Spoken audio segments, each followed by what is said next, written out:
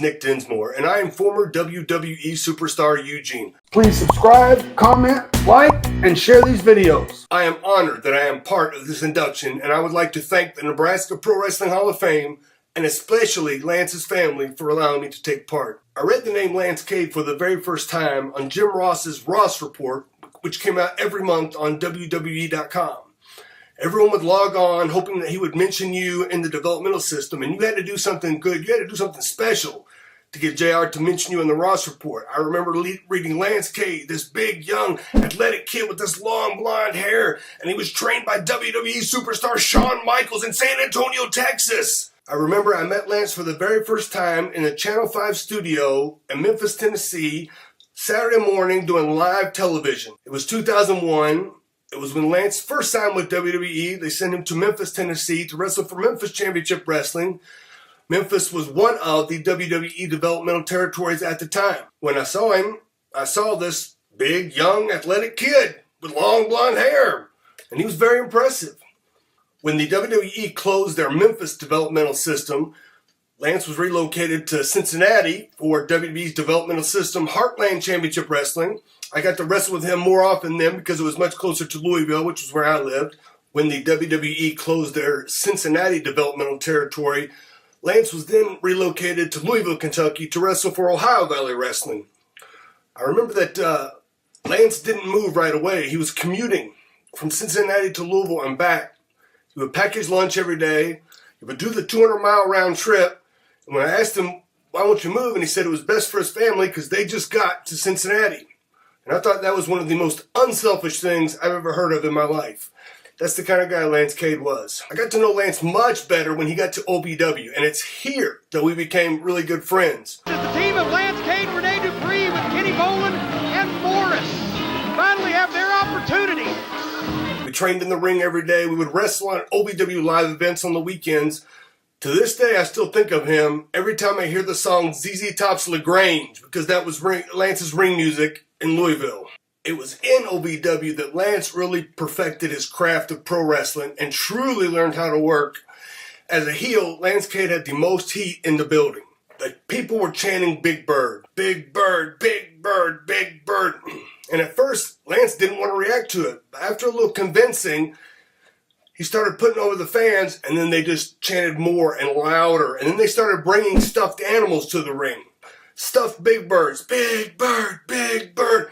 And Lance is just doing all the mannerisms, just eating it up. And he had the people in the palm of his hand.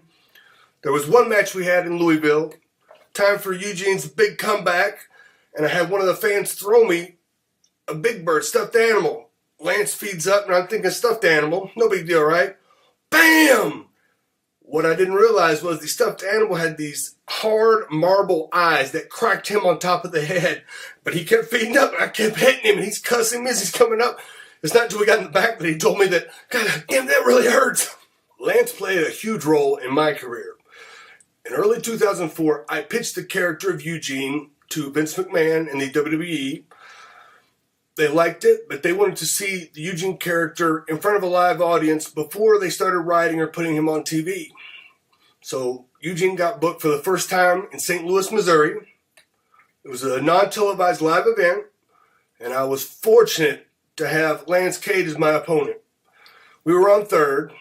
The fans had never seen Eugene before, and traditionally with WWE crowds, if they don't know who you are, they're not going to get behind you. Lance was so good, he had those people cheering for Eugene.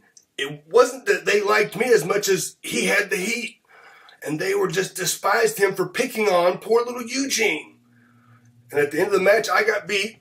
The fans are chanting my name all the way back. Eugene, Eugene.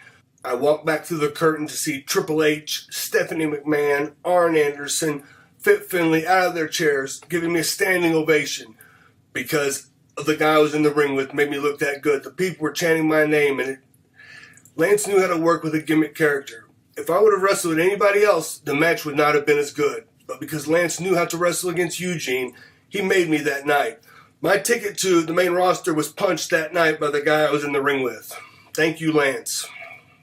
You really get to know someone when you stuff 4 big wrestlers into an economy rental car with their luggage, crisscrossing the United States, You really get to know someone when you've got 4 wrestlers splitting one room that has 2 beds, some random Red Roof Inn or Motel 6 somewhere. We would slide the mattresses off the box springs, and then we would flip a coin to see who gets a mattress and who gets a box spring to sleep on. Lance would always volunteer for the box spring, without a doubt.